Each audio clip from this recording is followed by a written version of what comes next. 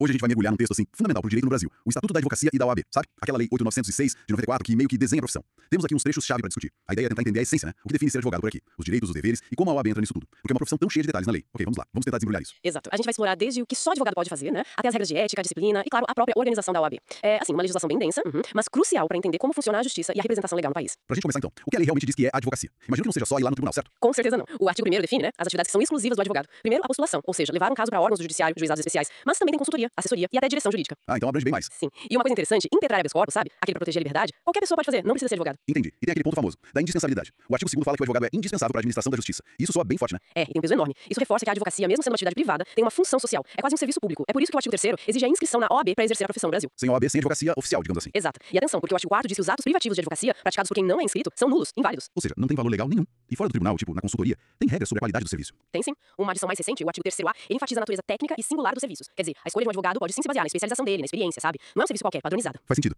Bom, isso já conecta com os direitos, né? Pra poder atuar com essa responsabilidade toda, que garantias a lei dá pro advogado? As prerrogativas. Isso, as prerrogativas. O artigo 7º é, nossa, ele é extenso e super importante. Um ponto central é a inviolabilidade do escritório e do local de trabalho. Isso inclui os arquivos, os dados, as correspondências. Até telefone e e-mail. Sim, comunicações telefônicas e telemáticas também, desde que, claro, sejam relativas ao exercício da advocacia. Isso tá lá no inciso 2º, que foi até atualizado. Essa inviolabilidade, imagino que seja para proteger o sigilo com o cliente, né? Pra garantir a defesa. Exatamente, pra garantir a liberdade de defesa. Mas tem outros direitos cruciais ali. Por exemplo, poder falar com o cliente preso pessoalmente, reservadamente, mesmo sem procuração, sabe? Mesmo incomunicável. Mesmo incomunicável. E tem mais, se for preso em flagrante por algo ligado à profissão, tem que ter um representante da OAB presente, senão a prisão pode ser anulada. Isso tá no inciso 4º. Nossa, e aquela história da prisão antes da sentença final? Ah, sim, o inciso V. Antes da sentença transitar em julgado, o advogado não pode ser preso em cela comum. Tem que ser em sala de estado maior ou, se não tiver, em prisão domiciliar. Essa sala de estado maior sempre gera debate. Mas voltando pro dia do trabalho, o acesso aos processos, isso parece fundamental. E os incisos 13 e 14 garantem o direito de examinar autos de processos judiciais ou administrativos, mesmo sem procuração, sabe? Pode copiar a peça, fazer anotação, isso é básico pra trabalhar. E tem o inciso 21, super importante, assistir os clientes durante a investigação. Se o advogado não estiver presente, o interrogatório pode ser nulo. E a lei mudando, né? Vi que tem umas proteções novas para advogadas. Sim, sim. O artigo 7º A, que foi incluído depois, traz direitos específicos para advogadas gestantes, lactantes, adotantes ou que acabaram de ter bebê, coisas como entrar nos tribunais sem passar por detector de metal, vaga na garagem, acesso à creche ou lugar para amamentar nos fóruns. E preferência na hora de falar. Também, preferência na ordem das sustentações orais, das audiências, são medidas para tentar adequar a realidade da profissão, né, promover mais igualdade. Muito bom. E o sigilo? Como fica em situações mais delicadas, tipo colaboração premiada? A lei também se preocupou com isso. O parágrafo 6º do artigo 7º proíbe divulgar conteúdo de colaboração premiada que cite advogado antes da homologação judicial. E tem outro parágrafo, o 6º C, que garante ao advogado investigado o direito de ver os autos da investigação contra ele, mesmo sem procuração. Claro, com exceção de diligências que ainda estão rolando, né, para proteger a investigação. Ok, então entendemos a atividade, os direitos, mas como é que alguém chega lá? Para ser advogado no Brasil, quais são os requisitos? A famosa inscrição na OAB. Bom, o artigo 8º lista tudo. Precisa ter capacidade civil, né, ser maior, capaz, ter o diploma de direito de uma faculdade reconhecida do MEC, título de eleitor em dia, quitação militar para homens. O básico de cidadania. Isso.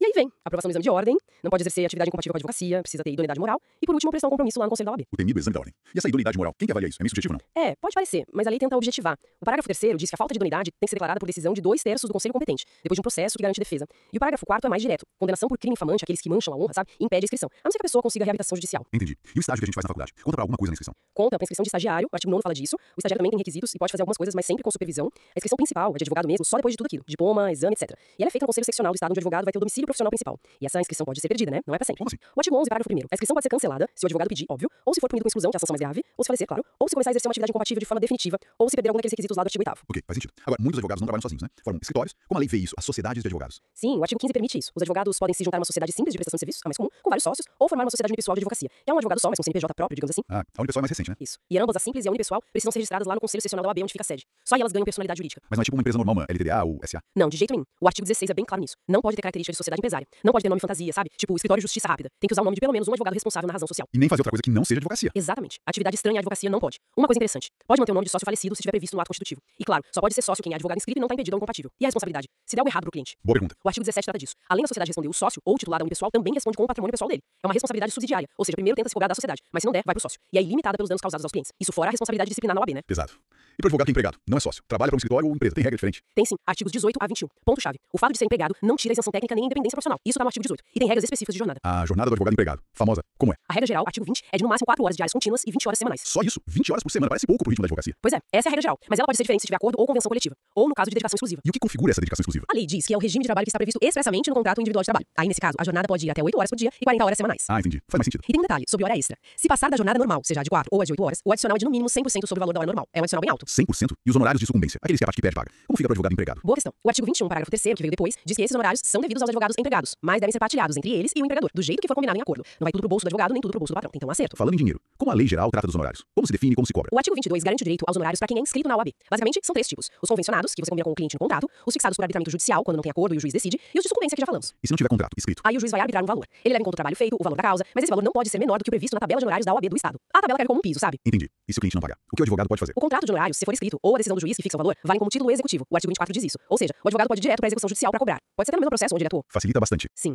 E tem uma regra nova, o artigo 24A, que diz que se o cliente tiver os bens bloqueados numa execução, o advogado pode pedir para liberar uma parte, até 20%, para garantir o pagamento dos honorários dele e das despesas que ele teve. Mas tem prazo para cobrar, viu? O direito prescreve em 5 anos, contados de alguns marcos, tipo o fim do contrato, a decisão final do processo. Artigo 25. 5 anos. Tem que ficar atento. Agora, mudando um pouco de assunto, a lei impõe limites. Tem cargo ou função que impede alguém de ser advogado ao mesmo tempo? Sim, com certeza. O artigo 28 lista um monte de atividades que são incompatíveis com a advocacia. Incompatibilidade significa proibição total. Não pode advogar nem em causa própria. Quem, por exemplo? Chefes do executivo, presidente, governador, prefeito, membros da mesa do legislativo, pessoal do judiciário, do Ministério Público, de tribunais de contas, ocupantes de cargos de direção da administração pública, militares na ativa. A lista é grande. A ideia é evitar conflito de interesse gritante, né? Claro. E qual a diferença disso pro tal do impedimento? Boa pergunta. O artigo 27 explica. A incompatibilidade proíbe totalmente. O impedimento é uma proibição parcial. A pessoa até pode advogar, mas não em certas situações específicas. Me dá um exemplo de impedimento. O clássico é o servidor público, que tá no artigo 30. Ele pode ser advogado, mas é impedido de advogar contra a fazenda pública que paga ele, ou contra o órgão ao qual ele é vinculado. Tipo, um servidor da Receita Federal não pode advogar contra a União em causa tributária, mas pode ser outros clientes em outras áreas. Entendi a diferença. Incompatibilidade é total, impedimento é parcial. Exato. Bom, tudo isso, direitos, deveres, limites, nos leva direto para a questão da ética, né? Que deve ser central na advocacia. O que a lei fala sobre isso? Fundamental. O artigo 31 já começa dizendo que o advogado tem que agir de um jeito que mereça respeito e que contribua para o prestígio da classe. E o parágrafo 1º é chave. Tem que agir com independência, sempre, sem se curvar a ninguém. E claro, o artigo 32. O advogado responde pelos atos que praticar com dolo ou culpa. E se o advogado pisar na bola, se não seguir essas regras? Aí entra as infrações disciplinares, listadas lá no artigo 34. E a lista é longa, viu? Exercer a profissão quando está impedido, por exemplo. Manter conduta incompatível com a advocacia. Violar sigilo profissional sem justa causa. Abandonar o cliente no meio do processo. Também. Abandonar a causa sem motivo justo. Reter processo do cliente abusivamente. E tem coisas mais recentes que foram incluídas, muito importantes. Praticar assédio moral, assédio sexual ou discriminação. Agora são infrações disciplinares expressas. Nossa, a inclusão de assédio e discriminação, isso é um marco, né? Mostra uma adaptação aos tempos. E quais são as punições para quem comete essas infrações? As sanções estão no artigo 35. Vão desde censura, que é tipo uma advertência formal, reservada, até suspensão do exercício profissional. Suspende por quanto tempo? De 30 dias a 12 meses, dependendo da gravidade. E a suspensão vale pro Brasil inteiro, não só no estado onde ele foi punido. E tem a exclusão, que é a pena máxima, tipo ser expulso da OAB. Geralmente pra casos muito graves, ou pra quem já foi suspenso 3 vezes. E ainda pode ter multa acumulada com a censura ou suspensão. Exclusão é perder o direito de advogar permanentemente? Basicamente sim, a não ser que consiga uma reabilitação depois de muito tempo e provar que se regenerou. E tem prescrição também, viu? A OAB tem 5 anos pra poder punir, contados a partir do conhecimento do fato. É o artigo 43. Entendi. Falamos da OAB o tempo todo.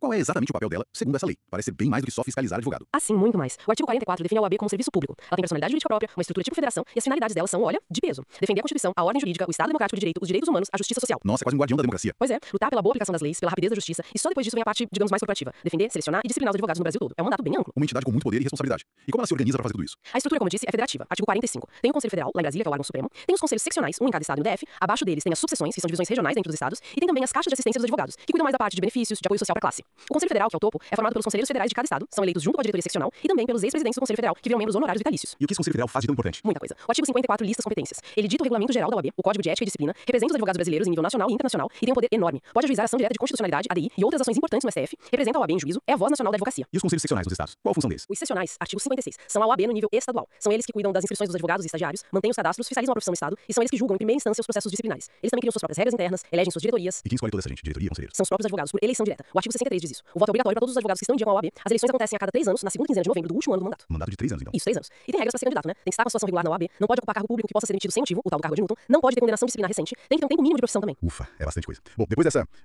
passada geral do Estatuto da Advocacia e da OAB, o que fica mais forte pra você? Pra mim, fica a imagem de uma profissão com muitos direitos pra poder atuar, mas ao mesmo tempo com deveres éticos e disciplinares muito, muito rigorosos. E tudo isso debaixo do guarda-chuva forte da OAB. Exatamente. Acho que a lei tem o tempo todo buscar esse equilíbrio, sabe? Entre proteger as prerrogativas que são necessárias para a defesa do cidadão e exigir a responsabilidade que vem com essa função essencial para a justiça. E as avaliações, né? Como você falou sobre assédio, direitos das advogadas, colaboração premiada, mostram que a lei tenta pelo menos se adaptar aos novos tempos, aos novos desafios. So, what does this all mean? Quer dizer que ser advogado no Brasil definitivamente não é algo solto. É muito regulado, buscando um padrão alto de conduta, de competência. É isso. E talvez, pra gente terminar, fica uma reflexão, né? Será que toda essa estrutura tão detalhada, com tantas garantias por um lado, mas tantas exigências por outro, será que isso, no fim das contas, facilita ou dificulta o acesso à justiça para a pessoa comum? E como todo esse sistema molda a imagem que a sociedade tem do advogado? Fica aí a questão pra gente pensar. Olá, hoje a gente vai dar uma olhada mais de perto, sabe? Em alguns pontos bem importantes do regulamento geral do Estatuto da Advocacia e da OAB. Isso mesmo. A ideia é sacar não só a regra escrita, mas o que ela significa, tipo, na prática da advocacia aqui no Brasil. Tem umas coisas ali que talvez surpreendam. Exatamente. Esse regulamento, ele detalha a lei maior que o Estatuto, né? A Lei 8.906. Certo. Ele que desenha o dia a dia, como advogado, direitos, deveres, e como a OAB é essa entidade tão, né, presente e se organiza. É tipo um mapa da profissão. Entendi. Então vamos começar pelo começo mesmo. O que define, assim, na prática, o exercício da advocacia? Não basta ter a inscrição, a carteirinha, certo? Não basta. O artigo 5º ele é bem claro nisso. Pra comprovar o tal efetivo exercício, o advogado tem que anualmente participar de pelo menos 5 atos privativos. 5 atos. É, em causas diferentes. Isso mostra uma preocupação, sabe? Não só com o registro, mas com a atividade real do profissional. Faz sentido. E como comprovar isso? Papelada. Basicamente. Certidões de cartório, de secretaria, cópia dos atos ou uma certidão de órgão público. O parágrafo único explica isso. Então, a mensagem é tipo, tem que mostrar serviço, né? É claro, o artigo 4º tá lá pra lembrar. Só inscrito pode advogar. E advogado não pode dar assessoria pra galera que tá ilegal ou em sociedade que a OAB não aprova. É interessante essa quantificação, né? 5 atos. Mostra que não é só sobre estar qualificado, mas estar engajado. E essas barreiras contra o exercício irregular, elas visam proteger a profissão e o público, claro. Falando em proteção, achei uma coisa bem interessante. O desagravo público. Lá no artigo 18. Parece um negócio forte pra defender o advogado quando ele é ofendido por causa do trabalho, né? O desagravo é muito mais que uma reparação pessoal, viu? É uma defesa das prerrogativas da advocacia. Ele pode começar pela própria OAB, ou a pedido do advogado ofendido, ou até de qualquer pessoa. Aí tem um relator que analisa, pode pedir informação pro ofensor e leva pro conselho decidir. E se aprovar, o que acontece? Aí tem a sessão de desagravo. É uma sessão pública, divulgada com leitura de nota. É um ato com peso simbólico grande. Nossa, imagino. Uma sessão pública. Com certeza. E o pulo do gato tá no parágrafo 7º desse artigo. O desagravo pode rolar mesmo que o advogado ofendido não concorde. Sério? Mesmo contra a vontade dele? Sim, isso reforça que não é só sobre a pessoa, o indivíduo, sabe? É a instituição defendendo a função, a classe. classe. É a OAB falando, aqui não. O Conselho Federal também pode fazer isso, se o caso for muito grande de repercussão nacional. Entendi. É uma defesa institucional mesmo. Bom, mudando um pouco de foco. Como é que essa estrutura toda da OAB, Conselho Federal, seccionais, subseções, caixas de assistência, como isso tudo se banca? A grana vem de onde? Anuidades, né? Principalmente. O artigo 55 diz isso. Anuidades, contribuições, multas que os inscritos pagam. Essa é a receita. E o artigo 56 detalha como essa grana da anuidade é dividida. Mostra as prioridades, né? E como essa divisão assim, por alto? Olha, uma parte significativa, quase metade, fica com o Conselho Seccional, para pagar as contas do dia a dia e administração. Certo. Aí tem 10% pro Conselho Federal, 3% pro Fundo Cultural, 2% pro FIDA, que é um fundo de assistência. E as caixas de assistência, que dão aquele apoio direto pro advogado? Elas recebem uma fatia importante. Metade da receita líquida das anuidades, depois de tirar esses repasses obrigatórios, isso garante dinheiro para assistência. Então, a estrutura financeira tenta equilibrar, né? Manter a máquina funcionando, mas também ter grana pra cultura e pro suporte direto ao advogado. E claro, tem regras de controle, prestação de contas, pra ter transparência. Faz sentido, tem que ter esse controle. Pra gente fechar, uma olhada rápida nas eleições da OAB. Como é que escolhem os chefes lá? É um processo bem regulado, viu? A convocação sai os 45 dias antes da eleição, que é sempre na segunda quinzena de novembro, e tem uma coisa super relevante hoje, as chapas. As chapas? É, no artigo 131, tem que registrar a chapa completa e obedecer às cotas de gênero, mínimo de 30% e máximo de 70% para cada sexo, contando titulares e suplentes. Isso é importante pra representatividade, né? E quem pode se candidatar? Tem muito pré-requisito. Tem sim. Os artigos 131 e 131A listam vários. Tem que ter mais de 5 anos de inscrição regular, tá em dia com a anuidade, não pode ter umas condenações disciplinares lá, definitivas, não pode ter tido contas rejeitadas pela OAB. É uma lista para tentar garantir não só a representatividade com as cotas, mas também a idoneidade e o histórico da pessoa. Entendi. Bom, então a gente passou por pontos bem chave, né? Desde o que é estar na ativa, de fato advogando, até essa defesa forte das prerrogativas com desagravo. Exato. Passamos pela engenharia financeira complexa que sustenta a ordem e demos uma olhada nas regras das eleições que definem quem comanda. É um mundo de regras, né? É bem denso, sim. O regulamento tenta criar essa rede, sabe? Que equilibra a autonomia do advogado com a ética, a defesa dele com o interesse público, a gestão da OAB com seus objetivos maiores. Certo. Fica a reflexão, né? Como é que essa teia toda de normas funciona na prática, no dia a dia? E qual o impacto real da OAB no sistema de justiça e na sociedade? Talvez o desafio seja garantir que isso tudo fortaleça a justiça de verdade e não só a própria estrutura da ordem. Bem-vindos. Hoje a gente vai mergulhar fundo na espinha dorsal ética da advocacia aqui no Brasil. Vamos usar como base o Código de Ética e Disciplina da OAB, aquele de 2015, né? Isso. A ideia é entender o que guia esses profissionais. Exato. Qual que é a essência desse código? O que ele define logo de cara? Olha, logo no começo, o artigo 2º já coloca o advogado como, assim, indispensável para a administração da justiça. E mais, né? Defensor do Estado Democrático de Direito, dos direitos humanos, da cidadania, da paz social. É um papel bem significativo que o código atribui. Ele mesmo se apresenta como um guia para a consciência do advogado. São ideais bem altos, né? Mas assim, trazendo pro chão, pra prática. Quais são os deveres concretos que o código exige no dia a dia? Então, tem vários deveres-chave ali. Atuar com independência, honestidade, lealdade, boa-fé. Isso tá logo no inciso 2º do artigo 2º. Tem também que preservar a honra da profissão, buscar sempre se aprimorar e, olha só, estimular a conciliação entre as partes. É um dever expresso. Estimular a conciliação. Interessante isso. Sim. E tem uma coisa mais recente, super importante. Uma diretriz para atuar com perspectiva interseccional de gênero e raça. Tá lá no artigo 3º A. Essa adição sobre gênero e raça chama a atenção. Sinal dos tempos, né? O que seria exatamente essa perspectiva na prática? Basicamente, é o advogado entender que diferentes formas de discriminação, tipo racismo e machismo, podem se cruzar, sabe? E criar desafios específicos para certas pessoas. Então, na atuação, ele tem que estar atento a essas complexidades. Entendi. É um olhar mais apurado para as vulnerabilidades, digamos assim. Exatamente. E do outro lado, o que o advogado decididamente não pode fazer. Quais são as grandes proibições? De forma indevida. Artigo 7º proíbe isso. Cobrar honorários que sejam aviltantes, muito baixos, a ponto de desvalorizar a profissão, também não pode. E claro, evitar conflito de interesses é fundamental. Mas talvez o ponto mais definidor seja o artigo 5º. O exercício da advocacia é incompatível com qualquer procedimento de mercantilização. Mercantilização, essa palavra é forte. Então, a advocacia não é um negócio como outro qualquer. De jeito nenhum. Essa é a visão do código. É incompatível. Isso deve impactar muito a relação com o cliente, né? Como o código regula essa relação? Totalmente. A base de tudo é a confiança mútua. Isso tá no artigo 10. O advogado tem o dever de informar o cliente claramente sobre os riscos, as chances, né? O panorama real da situação. Manter a independência técnica, mesmo se o cliente tiver outra opinião sobre a estratégia. E ao final, claro, devolver todos os documentos, bens, tudo direitinho. O artigo 12 fala disso. Confiança mútua. E o sigilo profissional entra aí, imagina. Com certeza. O sigilo é um dever de ordem pública, segundo o artigo 36. É muito sério. Cobre basicamente todos os fatos que o advogado fica sabendo por causa da profissão. Tá no artigo 35. Todos os fatos. Sim, a regra é bem ampla. E só pode ser quebrada em situações muito, muito excepcionais. Tipo grave ameaça à vida, à honra, ou pra defesa do próprio advogado numa acusação. Artigo 37 detalha isso. Entendi. É uma proteção bem forte pro cliente, então. Fundamental. Sem ela, a relação de confiança não existiria. Falamos agora há pouco da proibição da mercantilização. Isso me leva a pensar, como é que o advogado pode fazer publicidade do seu trabalho, então? Se não é comércio. É aí que o negócio fica delicado. A publicidade pode existir, mas com muitas restrições. O artigo 39 diz que ela tem que ter caráter meramente informativo. E mais, discrição e sobriedade. Nada de sensacionalismo. Discreto e sóbrio. Isso. E meios mais massivos, tipo rádio, televisão, outdoor, são expressamente vedados pelo artigo 40. O foco é sempre evitar a captação indevida de clientela e essa ideia de mercantilização que a gente já falou. Faz todo sentido, né? Fecha o ciclo com o artigo 5º. E pra finalizar essa parte prática, os honorários. Como definir o que é ético cobrar? O código no artigo 49 pede moderação. Tem que levar em conta um monte de coisa. A complexidade da causa, o tempo que vai levar, o valor envolvido, a condição econômica do cliente, o lugar onde o serviço é prestado, o renome do profissional. É uma lista grande. É uma equação mesmo. Por isso, o artigo 48 recomenda fazer contrato escrito. E tem um parágrafo importante, o 6º, que diz que os valores da tabela de honorários da OAB devem ser respeitados como um mínimo, para evitar aquele aviltamento que a gente falou. E aquela história de cobrar só se ganhar, a cota litis. É permitido assim, tá no artigo 50. Mas tem limites, não pode ser sobretudo, tem regras específicas para não virar uma aposta pura e simples. Ok, então se a gente juntar tudo isso, que imagem da advocacia esse código pinta? Parece uma balança delicada, né? Exatamente essa palavra, balança. É uma profissão que exige uma integridade muito alta. Tem que equilibrar os deveres com o cliente, com o sistema de justiça, com a sociedade e ao mesmo tempo lidar com as questões práticas, como se sustentar, cobrar honorários, se fazer conhecido dentro dos limites éticos. E é um código que não tá parado no tempo, pelo visto. Não mesmo. A inclusão da perspectiva de gênero e raça que a gente mencionou, ou as regras que foram surgindo para lidar com o processo eletrônico, mostram que ele tem que se adaptar, né? A realidade muda. Pra gente fechar, fica aqui uma provocação pra quem tá ouvindo. Considerando essas regras bem restritas de publicidade e a forte proibição de tratar a advocacia como um negócio, como será que isso afeta a percepção que o público tem dos advogados? E talvez até o acesso das pessoas aos serviços jurídicos aqui no Brasil, principalmente se a gente comparar com outros países onde a publicidade é, digamos, bem mais liberada. Fica aí pra pensar.